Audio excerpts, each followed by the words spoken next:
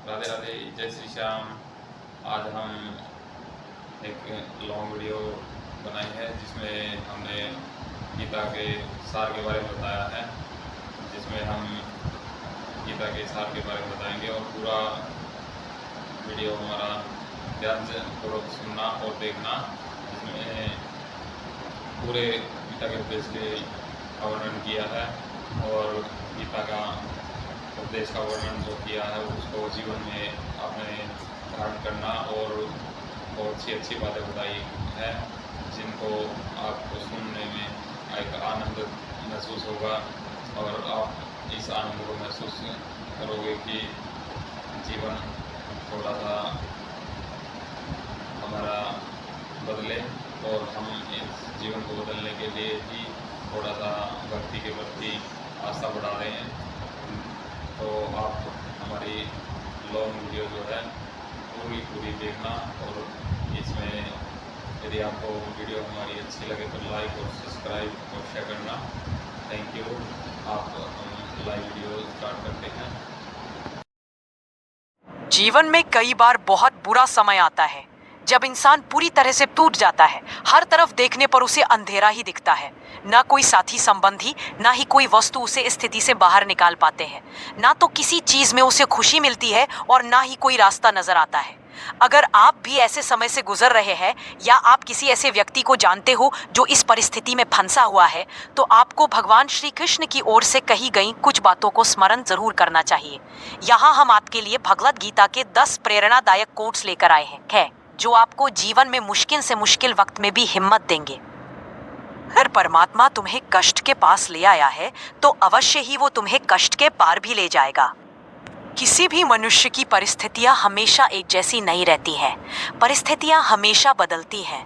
इसलिए जो हो रहा है उसे होने दो। तुम्हारे ईश्वर ने तुम्हारी सोच से बेहतर तुम्हारे लिए सोच रखा है। यदि परिस्थितियां आपके हक में नहीं है तो विश्वास कीजिए कुछ बेहतर आपकी तलाश में है। जो भी हुआ अच्छा हुआ, जो हो रहा है अच्छा हो रहा है, जो भी होगा अच्छा होगा। भविष्य के बारे में चिंता मत करो। वर्तमान में निंदा से घबराकर अपने लक्ष्य को न छोड़े, क्योंकि लक्ष्य मिलते ही निंदा करने वालों की राय बदल जाती है। तनाव से केवल समस्याएं जन्म ले सकती हैं। समाधान खोजने हैं तो मुस्कुराना ही पड़ेगा। तनाव से केवल समस्याएं जन्म ले सकती हैं। समाधान खोजने हैं तो मुस्कुराना ही पड़ेगा। इस पृथ्वी लोक पर कोई साथ नहीं देता। यह तुम्हें खुद ही लड़ना है और खुद ही समझना भी है। व्यक्ति जो चाहे बन सकता है यदि वह विश्वास के साथ इच्छित वस्तु पर लगातार चिंतन करे। व्यक्ति को खुद से बेहतर कोई नहीं जान सकता है। जो व्यक्ति अपने गुणों और कमियों को जान लेता है वह अपने व्यक्तित्व का निर्माण करके हर काम में सफलता प्राप्त कर सकता है।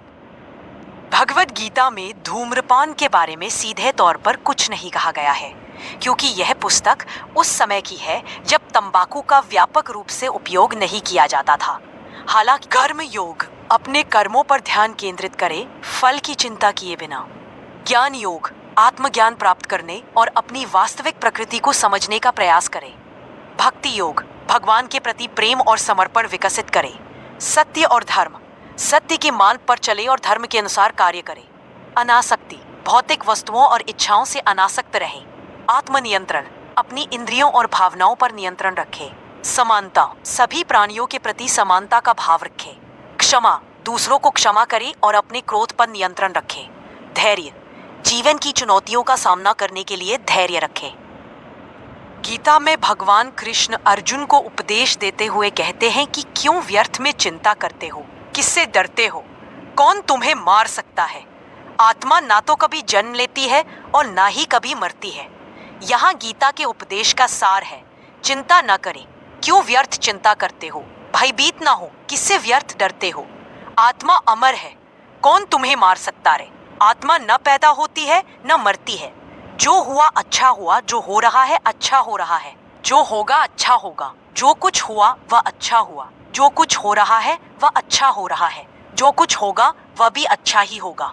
भूतकाल का पश्चाताप न करें, भविष्य की चिंता न करें। तुम भूत का पश्चाताप न करो, भविष्य की चिंता न करो। वर्तमान में कर्म करें। वर्तमान चल रहा है, खाली हाथ आए खाली हाथ जाना है। तुम्हारा क्या गया जो तुम रोते हो? तुम क्या लाए थे जो तुमने खो दिया?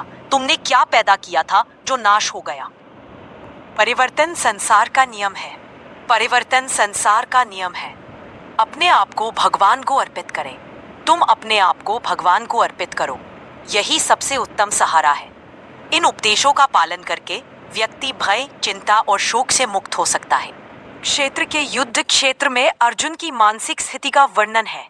अर्जुन अपने ही संबंधियों को युद्ध में सामने देखकर दुखी और मोहग्रस्त हो जाते हैं। वे युद्ध करने से इनकार कर देते हैं और भगवान कृष्ण से मार्गदर्शन मांगते हैं। विस्तार से धृतराष्ट्र का प्रश्न। अध्याय की शुरुआत धृतराष्ट्र द्वारा संजय से युद्ध के बारे में पूछने से होती है। दोनों सेनाओं का वर्णन। इसमें दोनों तरफ की सेनाओं और योद्धाओं का वर्णन है। अर्जुन का विषाद। अर्जुन अपने सगे संबंधियों को युद्ध में देखकर दुखी होते हैं और युद्ध करने से इनकार कर देते हैं। अर्जुन की मनस्थिति। अर्जुन का मन मोह और विषाद से भर जाता है। वे युद्ध के परिणाम और अपने कर्मों के बारे में सोचने लगते हैं। भगवान कृष्ण से मार्गदर्शन। अर्जुन भगवान कृष्ण से मार्गदर्शन मांगते हैं कि वे इस स्थिति में क्या करें। मुख्य बातें। यह अध्याय अर्जुन की मानसिक दुविधा और युद्ध से पहले की स्थिति को दर्शाता है। यह अध्याय बताता है कि कैसे मोह और अज्ञान व्यक्ति को सही मार्ग से भटका सकते हैं। यह अध्याय हमें सिखाता है कि हमें अपने कर्मों के प्रति जाना।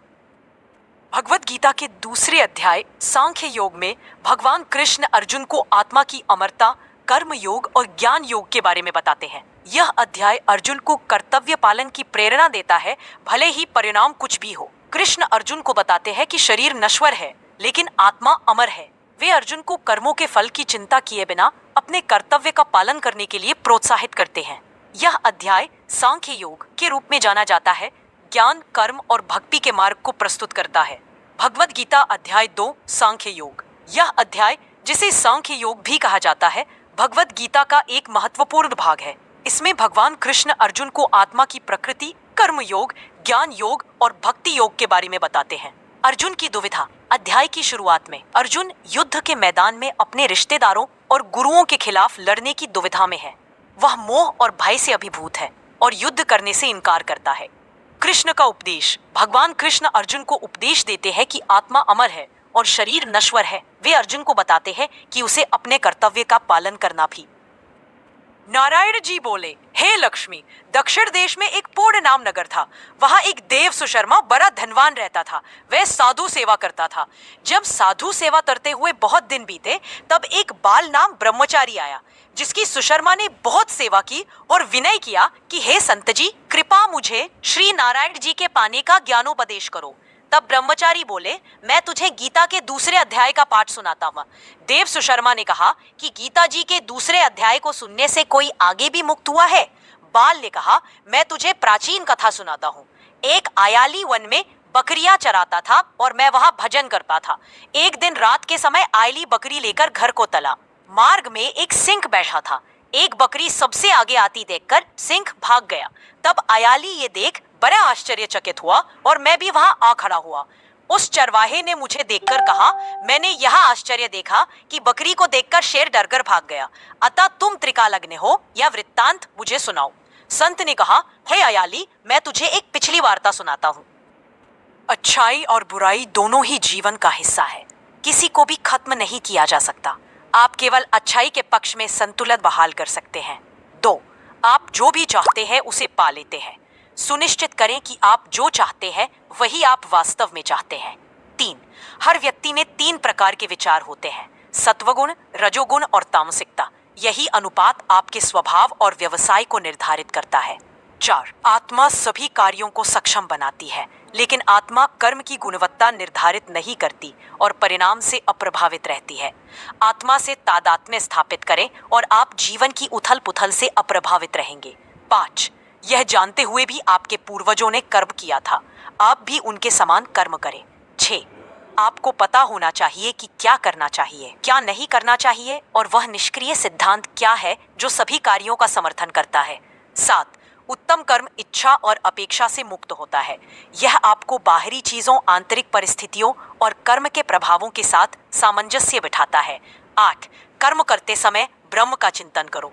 9. समर्पण करें। जब भगवान कृष्ण अर्जुन को कर्मों के त्याग, संन्यास और कर्मों में लगे रहने, कर्म योग के बीच अंतर समझाते हैं। वे बताते हैं कि दोनों ही मार्ग यदि सही तरीके से पालन किए जाए तो मोक्ष की प्राप्ति करा सकते हैं, लेकिन कर्म योग जिसमें कर्मों के फल की इच्छा का त्याग शामिल है अधिक श्रेष्ठ है। मुख्य बातें कर्म संन्यास और कर्म योग। अध्याय में अर्जुन कर्मों के त्याग और कर्मों में लगे रहने के बीच भ्रमित है। कृष्ण उन्हें समझाते हैं कि दोनों ही मार्ग यदि सही तरीके से पालन किए जाएं तो मोक्ष की प्राप्ति करा सकते हैं। कर्म योग की श्रेष्ठता। कृष्ण कहते हैं कि कर्म योग जिसमें कर्मों के फल की इच्छा का त्याग शामिल है अधिक श्रेष्ठ है। नित्य संन्यास। जो व्यक्ति ना तो किसी से घृणा करता है और ना ही किसी की कामना करता है और जो कर्तापन से रहित है उसे नित्य सन्यासी माना जाता है। समदृष्टि। ज्ञानी पुरुष सभी में समदृष्टि रखते हैं, चाहे वे ब्राह्मण हो या चांडाल। ध्यान योग। अध्याय के अंत में कृष्ण ध्यान योग का परिचय देते हैं जो कि शाश्वत तत्व की प्राप्ति का मार्ग है। विस्तार से अर्जुन का